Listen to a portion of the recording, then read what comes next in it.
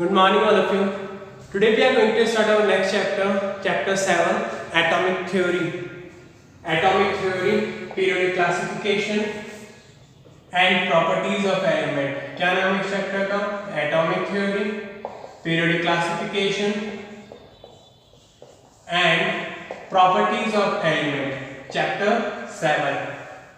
ये chapter 5 mark का पूछा जाता है बोर्ड एग्जाम में और इसके हटने के कम ही चांसेस रहेंगे। ये चैप्टर नहीं हटेगा, चाहे सिलेबस कुछ भी हो जाओ, इस चैप्टर में कोई चेंज नहीं आएगा। इस चैप्टर के 3 पार्ट्स हैं। एक पार्ट कौन सा? एटॉमिक थ्योरी, दूसरा पीरियड क्लासिफिकेशन और तीसरा प्रॉपर्टीज ऑफ एलिमेंट। इन तीनों पार्ट्स में हम क्या क्या पढ़ेंगे? सबसे पहले बात करते हैं एटॉमिक थ्योरी। तो इस थ्योरी के अंदर हम एटम की थ्योरीज पढ़ेंगे। अलग अलग साइंटिस्ट ने बहुत सारी थ्योरीज दी हैं एटम की।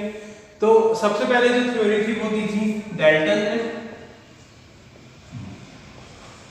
डाल्टन के बाद थॉमसन, थॉमसन के बाद रदरफोर्ड और रदरफोर्ड के बाद बोर। इन 4 थ्योरीज के बारे में हम सबसे पहले पढ़ेंगे। ये 4 थ्योरीज ही क्यों? थ्योरीज बहुत सारे डिस्कवर की गई थी, बट जिनको फेम मिला था यानी जो जानी गई थी वो थ्योरी सबसे पहले जो 4 थ्योरी जो अभी तक जानी जाती है वो कौन सी है? डाल्टन, थॉमसन, रदरफोर्ड और बोर। ये इनके रिसर्चर्स के ऑर्डर में ही है। सबसे पहले जो थ्योरी दी थी वो किसने दी थी? डाल्टन ने, फिर थॉमसन, फिर रदरफोर्ड और फिर बोर। ये 4 थ्योरीज आई थी सबसे पहले और इन्हीं को सबसे ज्यादा नेम एंड फेम मिला। इसीलिए इन्हीं प्रॉपर्टीज, इन्हीं की थ्योरीज को पढ़ाया जाता है, चाहे 8th क्लास हो, चाहे 9th हो, चाहे 10th हो या 11th हो या 12th हो। 11th में भी ये टॉपिक आएगा, 12th में भी आएगा, बट पढ़ाया सिर्फ मेजरली इन चारों को ही जाता है। और भी बहुत सारे साइंटिस्ट थे बट उनके बारे में इतना डिस्कशन नहीं किया गया।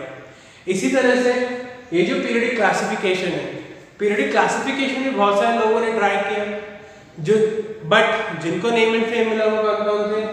सबसे पहले थे प्राउट, दूसरे थे डॉप्राइनर, तीसरे थे न्यूलैंड, फोर्थ मेंडलीव, फिफ्थ जिन्होंने मॉडर्न पीरियड टेबल दी थी हेनरी मोज़ले, हेनरी मोज़ले। इन 5 साइंटिस्ट ने सबसे पहले किसको दिया? पीरियडिक क्लासिफिकेशन को, या फिर हम बोल सकते हैं कि सिर्फ नेम और फेम इन्हीं 5 को मिला, बाकी सबको कोई नहीं जानना चाहता या जानने की कोशिश भी नहीं की गई। ये 5 साइंटिस्ट हैं जिन्होंने पीरियडिक क्लासिफिकेशन दिया। और फिर जो हम प्रॉपर्टीज पढ़ेंगे एलिमेंट्स की, वो प्रॉपर्टीज कौन कौन सी आएगी? इन प्रॉपर्टीज में आता है जैसे valency, atomic size, ionisation enthalpy, electron gain enthalpy, ये सारी हेडिंग्स इसके अंदर आएंगी। एटॉमिक रेडियस, कैटायन, एनायन, ये सब क्या होते हैं ये हम लोग सब पढ़ेंगे किसमें? प्रॉपर्टीज ऑफ एलिमेंट्स वाले पार्ट में। इस तरह से इस चैप्टर के कितने पार्ट्स हैं? 3 पार्ट्स। पहला पार्ट एटॉमिक थ्योरी के ऊपर बेस्ड है जो 4 साइंटिस्ट ने दिया, डाल्टन, थॉमसन, रदरफोर्ड और बोर। दूसरा पार्ट प्राउट, पीरियडिक क्लासिफिकेशन, जो प्राउट ने दिया, डॉप्राइनर, न्यूलैंड, मेंडलीव और हेनरी मोज़ले। और तीसरा पार्ट प्रॉपर्टीज ऑफ एलिमेंट, कि इन एलिमेंट्स की प्रॉपर्टीज क्या क्या होती हैं। तो हम अब स्टार्ट करते हैं हमारे सबसे पहले पार्ट से। सबसे पहला पार्ट कौन सा हमारा? Atomic theory. डाल्टन ने जो एटॉमिक थ्योरी दी थी, डाल्टन्स एटॉमिक थ्योरी भी से बोलते हैं, डाल्टन्स एटॉमिक थ्योरी। क्या है इस थ्योरी में वो देखते हैं। इन्होंने सबसे पहले कोशिश की कि एटम को कैसे डिफाइन किया जा सकता है, एटम होता क्या है। तो उन्होंने क्या कहा? Atom is the smallest particle. Atom क्या होता है? स्मॉलेस्ट पार्टिकल होता है जिसको हम आगे डिवाइड नहीं कर सकते। Atom is the smallest particle which cannot be divided further. यानी अगर आप किसी चीज के पार्ट्स करते जाएं, इतने छोटे पार्ट्स कर दें कि उससे ज्यादा उसको डिवाइड नहीं कर सकते, तो वो जो लास्ट वाला जो पार्ट होता है जो आगे डिवाइड नहीं हो सकता उसे क्या बोलते हैं? एटम। जैसे एक कोई पार्टिकल था मेरे पास, मैंने इसको डिवाइड करने के लिए 2 पार्ट में डिवाइड किया, फिर 4, फिर 6, फिर इस तरह से मैं आगे डिवाइड करता चला गया। तो कितने भी पार्ट्स इसके बन सकते हैं, बट वो छोटा सा पार्ट, जैसे ये डॉट मैंने यहाँ पे एक लगाया, दिखाई दिया आपको, तो इस डॉट को हम आगे डिवाइड नहीं कर सकते, इस डॉट को हम आगे डिवाइड नहीं कर सकते। ये जो लास्ट पार्ट होता है इसे क्या बोलते हैं हम, एटम। तो एटम की डेफिनेशन क्या हुई, सिंपल सी, atom is the smallest particle which cannot be divided any further. Next है, अब हम इस एटम को आईज से नहीं देख सकते, it can not be seen with eyes, हम आईज से इनको नहीं देख सकते। जनरली इनके लिए हम क्या यूज करते हैं, माइक्रोस्कोप, क्या यूज करते हैं, माइक्रोस्कोप। और ये जो माइक्रोस्कोप होता है इसकी जो साइज होती है, इसकी साइज अराउंड आती है 10⁻⁻10 मीटर्स। जो एक एटम की साइज होती है वो इतनी सी होती है, सिर्फ 10⁻10 मीटर्स, बहुत छोटी साइज होती है। इसको हम आगे फर्दर डिवाइड नहीं कर सकते। ये क्या होता है, एटम। फिर इन्होंने क्या कहा कि जैसे मेरे पास एक पेंसिल है, ठीक है, अगर इस पेंसिल के मैंने बहुत सारे पार्ट्स कर दिए कि आगे वो डिवाइड नहीं हो पा रहा, तो जो पेंसिल के जितने मैंने पार्ट्स किए हैं, जितने मैंने एटम्स बनाए हैं, वो सारे के सारे एटम्स क्या होंगे, आइडेंटिकल होंगे। क्या होंगे, आइडेंटिकल। आइडेंटिकल का मतलब होता है सेम, यानी जैसे अगर मेरी बॉडी के इंटरनल शेप को चेक किया जाए तो जो भी आरबीसीज या डब्ल्यूबीसीज होंगे वो पूरी बॉडी के अंदर क्या होंगे, आइडेंटिकल होंगे। अगर उनको ब्रेक करेंगे तो उन सब में भी वो सब पार्ट्स भी क्या होंगे, आइडेंटिकल होंगे। तो आइडेंटिकल क्या होते हैं, आइडेंटिकल का मतलब सेम। तो क्या कहा उन्होंने कि जो एलिमेंट है, जैसे एक पेंसिल एक एलिमेंट है, तो इस पेंसिल के सारे एटम आइडेंटिकल होंगे, उनकी फिजिकल और केमिकल प्रॉपर्टीज क्या होंगी, सेम होंगी, उनकी फिजिकल केमिकल प्रॉपर्टीज क्या होंगी, सेम। बट इसी तरह अगर मैंने एक पेन लिया और पेन के मैंने क्या बनाया, एटम्स बनाए, पेन के क्या बनाए, एटम्स। तो पेन के मैंने बहुत सारे पार्ट्स किए एटम में, पेन के भी इन सभी एटम्स की फिजिकल और केमिकल प्रॉपर्टीज क्या होंगी, सेम होगी। बट अगर मैंने क्या किया कि इन दोनों के एटम्स को कंपेयर किया, यानी पेन और पेंसिल के एटम्स को क्या किया, कंपेयर किया, तो इन दोनों के एटम्स की फिजिकल और केमिकल प्रॉपर्टीज सेम नहीं होगी। उन्होंने 2 चीजें कही, क्या कि अगर एलिमेंट सेम है तो उनके सारे के सारे एटम्स की फिजिकल और केमिकल प्रॉपर्टीज भी क्या होंगी, सेम। दूसरी चीज क्या कही उन्होंने कि अगर 2 अलग-अलग एलिमेंट्स हैं, 2 अलग-अलग क्या है, एलिमेंट्स हैं, तो उन दोनों के एटम्स की जो फिजिकल और केमिकल प्रॉपर्टीज है वो भी क्या होंगी, अलग-अलग होंगी। क्लियर है सबको। फिर उन्होंने क्या कहा कि एटम से ही कंबाइन होकर क्या बनते हैं, एलिमेंट्स। एटम से ही कंबाइन होकर क्या बनते हैं, एलिमेंट्स। एटम जब बहुत सारे एटम जुड़ेंगे तो क्या बन जाएगा, एलिमेंट बन जाएगा। फिर इन्होंने क्या कहा कि जैसे कोई एक रिएक्शन हम लोग देखते हैं, जैसे हमने कैटलिस्ट में पढ़ी थी, 2SO2 + O2 give rise to 2SO3। ये रिएक्शन है हमारे पास।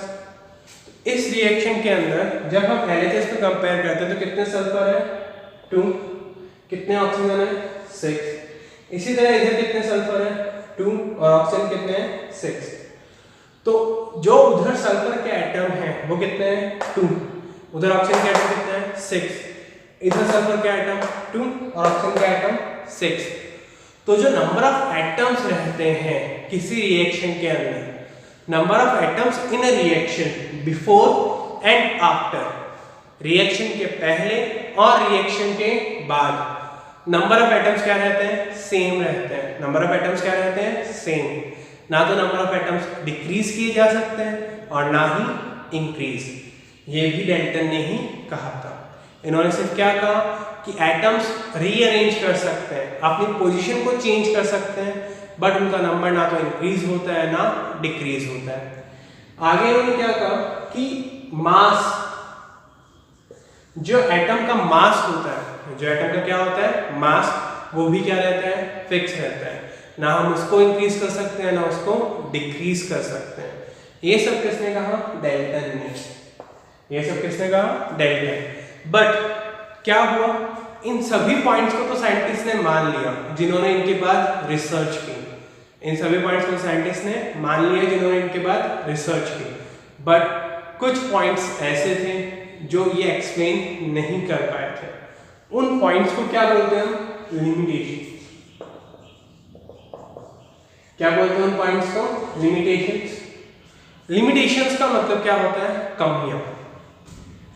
हर एक कोई भी इंसान परफेक्ट नहीं होता, तो किसी ना किसी में कोई ना कोई कमी रह जाती है। ऐसे ही डेल्टन ने जो थ्योरी दी, एटॉमिक थ्योरी, उसमें भी कुछ कमियां रह गई। क्या रह गई? वो एटम के इंटरनल स्ट्रक्चर को एक्सप्लेन नहीं कर पाए। एटम के इंटरनल स्ट्रक्चर को एक्सप्लेन नहीं कर पाए कि एटम अंदर से कैसा होता है। एटम अंदर से कैसा होता है ये एक्सप्लेन नहीं कर पाए। और ये भी नहीं बता पाए कि एटम पे चार्ज होता है तो कितना होता है, और नहीं होता तो कितना नहीं होता। क्या कहा इन्होंने? ये दो चीजें एक्सप्लेन नहीं कर पाए मेनली, और बहुत सारी चीजें जो एक्सप्लेन नहीं कर पाए। सबसे पहला इंटरनल स्ट्रक्चर, और दूसरा एटम के अंदर क्या होता है और क्या चार्ज होता है उसके ऊपर, ये वो एक्सप्लेन नहीं कर पाए। ये क्या थी? डेल्टन्स की एटॉमिक थ्योरी और उसके कुछ लिमिटेशंस। कुछ लिमिटेशंस यानी उनकी क्या क्या कमियां थी। क्लियर है यहाँ तक सबको? अब हम डिस्कस करते हैं थॉमसन का एटॉमिक मॉडल। अब हम देखते हैं थॉमसन का atomic model. Thomson's atomic model.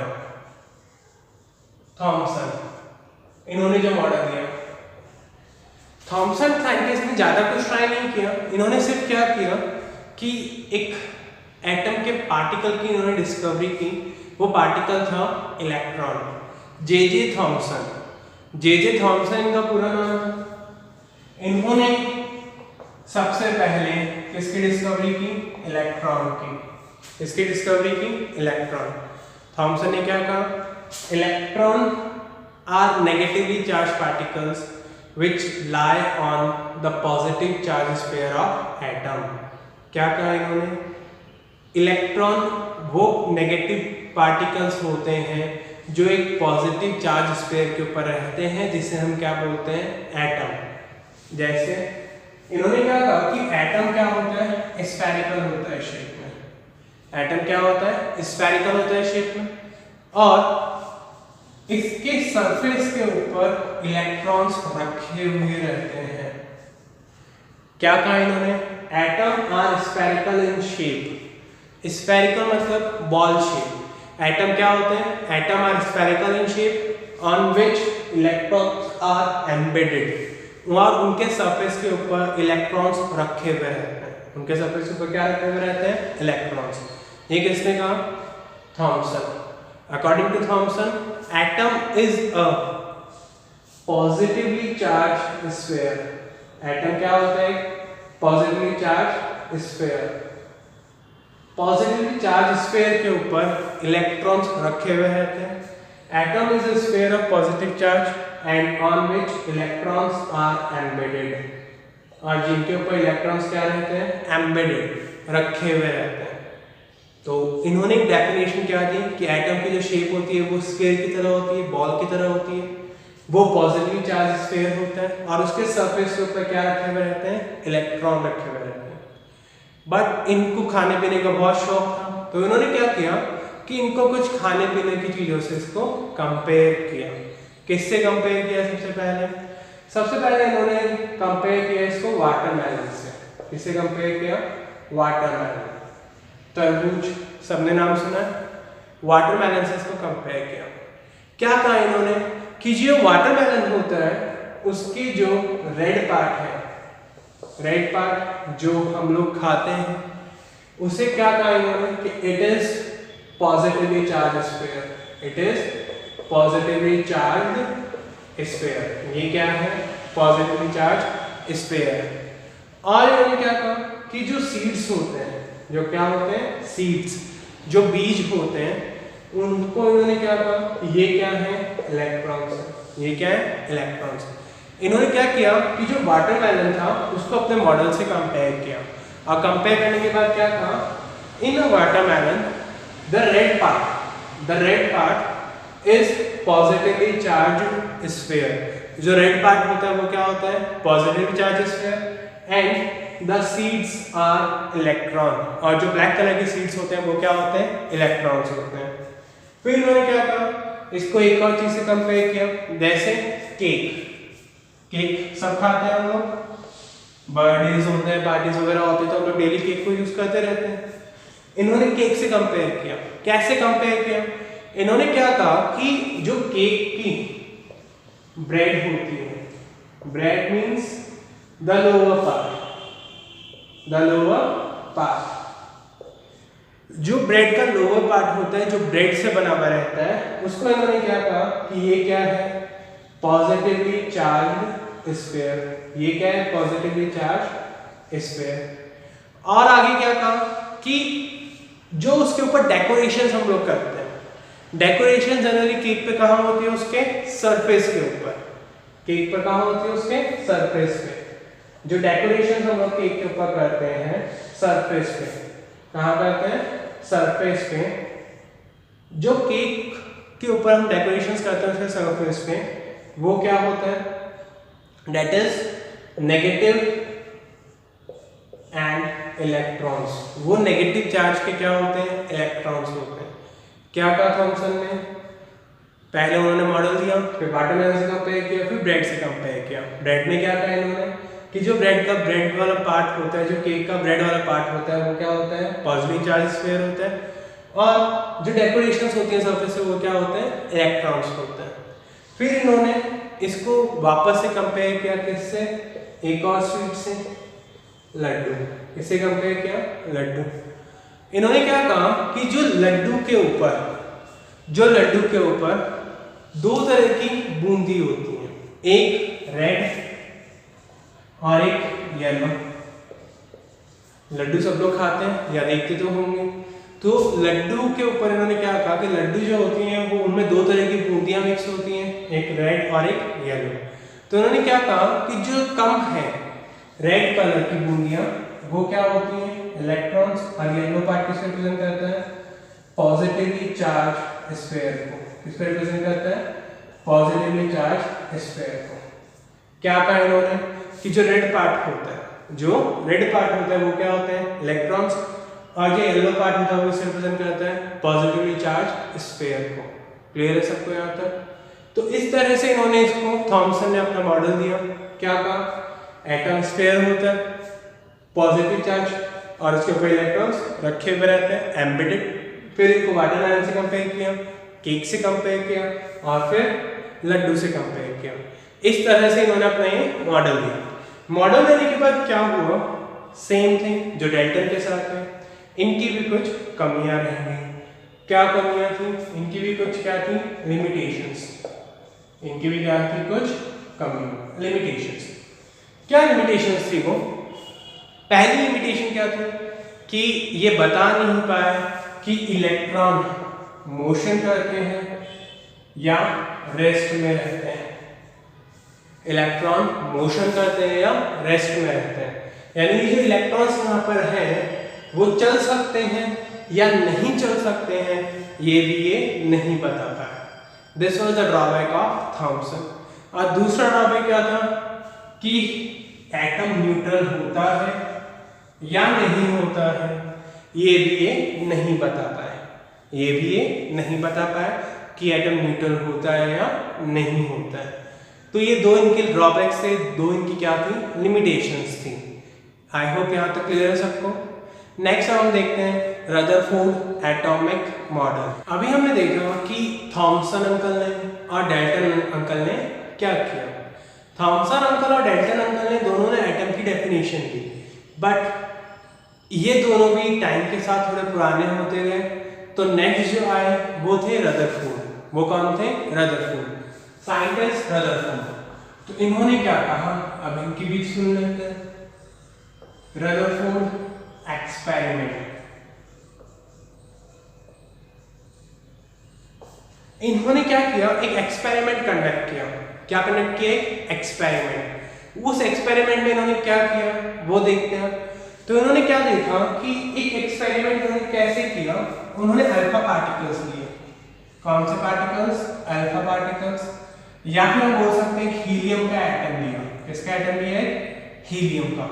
Alpha particle हो या हीलियम का पार्टिकल हो, ये दोनों क्या होते हैं? सेम होते हैं।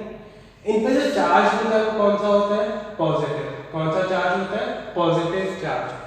अल्फा पार्टिकल्स को उन्होंने लिया और एक गोल्ड फॉइल, गोल्ड फॉइल का मतलब गोल्ड, जैसे हम सिल्वर फॉइल में खाना पैक करते हैं वैसे ही गोल्ड फॉइल, उस गोल्ड फॉइल को उन्होंने लिया और गोल्ड फॉइल के ऊपर इन अल्फा पार्टिकल्स को बॉम्बार्ड कर दिया। बॉम्बार्डेड का मतलब छोड़ा उनके ऊपर बहुत ज्यादा स्पीड से। क्या किया इन्होंने? अल्फा पार्टिकल्स की एक रे को, अल्फा पार्टिकल की एक रे को इन्होंने किसके ऊपर छोड़ा? गोल्ड फॉइल के ऊपर। गोल्ड फॉइल, गोल्ड फॉइल के ऊपर जैसे उन्होंने इसको छोड़ा तो उन्होंने कुछ रिजल्ट्स निकालने की कोशिश की और वो रिजल्ट्स क्या क्या थे वो देखते हैं। बहुत सारे अल्फा पार्टिकल्स को इन्होंने गोल्ड फॉइल के ऊपर छोड़ा और उन रिजल्ट्स को नोट करने के लिए इन्होंने एक स्क्रीन बना ली इसके चारों तरफ। इस तरह से क्या एक बना ली? स्क्रीन। उन्होंने एक स्क्रीन बना ली इसके चारों तरफ। तो जैसे उन्होंने अल्फा पार्टिकल्स को इसके ऊपर बॉम्बार्ड किया गोल्ड फॉइल के ऊपर, ये क्या है?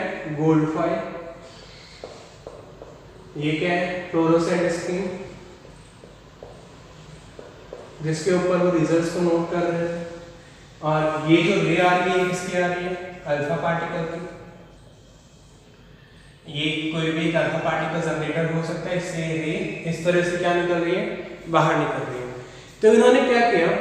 अल्फा पार्टिकल्स की रे को जनरेट करने के बाद गोल्ड फॉइल के ऊपर छोड़ा। गोल्ड फॉइल के ऊपर छोड़ने के बाद क्या हुआ? जैसे अल्फा पार्टिकल्स इसके ऊपर आके टकराए गोल्ड फॉइल से, तो कुछ अल्फा पार्टिकल्स क्या थे? सीधे के सीधे आगे चले गए।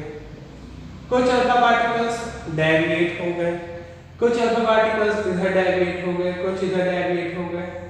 इस तरह से अल्फा पार्टिकल्स में इन्होंने क्या नोट किया? डेविएशन नोट किया कि अल्फा पार्टिकल्स डेविएट किधर किधर हो रहे थे। तो इन्होंने क्या किया? इस एक्सपेरिमेंट को इन्होंने कंडक्ट किया।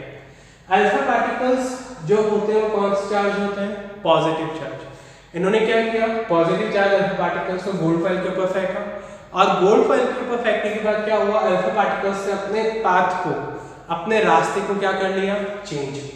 ये इसका रास्ता सीधा था और चेंज हो गए, कुछ इधर घूम गए, कुछ इधर घूम गए, कुछ इधर आ गए, कुछ इधर आ गए और कुछ अल्फा पार्टिकल्स इसी डायरेक्शन में भी वापस आ गए। कुछ अल्फा पार्टिकल्स क्या हो गए? सेम डायरेक्शन में वापस आ गए। तो इन्होंने क्या कहा कि ये जो रिजल्ट्स थे, अब एक्सपेरिमेंट था तो ये रिजल्ट्स उनके खुद के लिए भी क्या थे? शॉकिंग थे। क्या थे? शॉकिंग। उनको खुद को नहीं पता था कि ऐसा भी कुछ हो सकता है, बट उन्होंने इसको ट्राई किया। तो क्या हुआ फिर? जैसे उन्होंने ये एक्सपेरिमेंट को कंडक्ट किया तो उन्होंने क्या देखा कि अल्फा पार्टिकल्स जो यहाँ पे आए, टकराए, वो सभी डायरेक्शन में क्या हुए? डेविएट हुए। कुछ अल्फा पार्टिकल्स सीधे आ गए।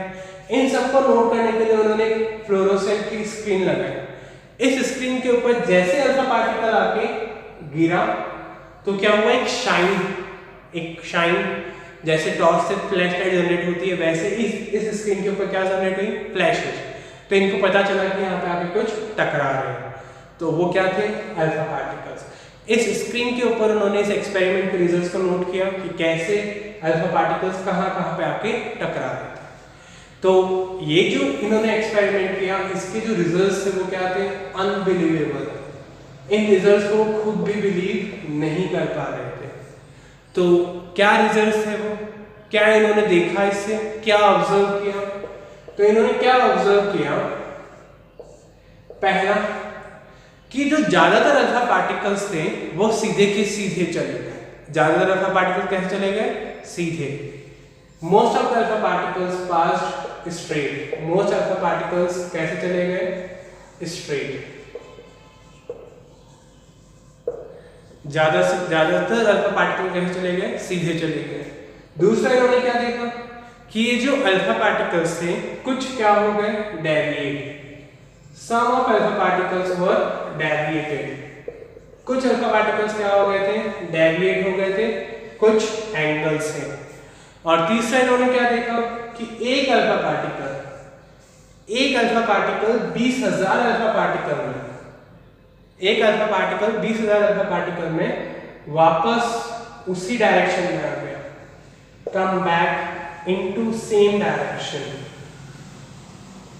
सेम डायरेक्शन में क्या आ गया, वापस आ गया। क्या उन्होंने ऑब्जर्व किया कि ज्यादा अल्फा पार्टिकल कैसे चले गए, सीधे। कुछ अल्फा पार्टिकल्स क्या हो गए, डेविएट हो गए, कोई इधर चला गया, कोई इधर, कोई साइड में, कोई किधर। और तीसरा इन्होंने क्या देखा कि एक अल्फा पार्टिकल ऐसा था 20,000 अल्फा पार्टिकल्स में जो वापस उसी डायरेक्शन में आ गया, वापस उसी डायरेक्शन में आ गया। तो ये उन्होंने ऑब्जर्व किया।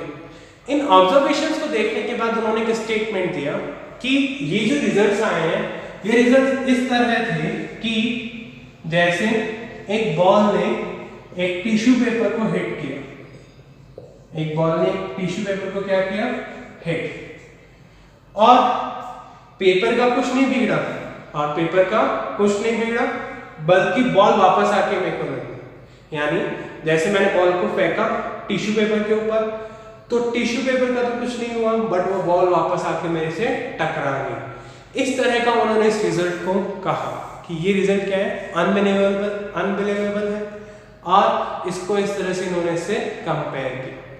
क्या कहा इन्होंने कि ये रिजल्ट्स इस तरह के थे जैसे एक बॉल टिश्यू पेपर को हिट करके टिश्यू पेपर का कुछ नहीं बिगड़ा, बट वापस आके मेरे को ही लगी। इस तरह के ऑब्जर्वेशंस उन्होंने इनको कहा।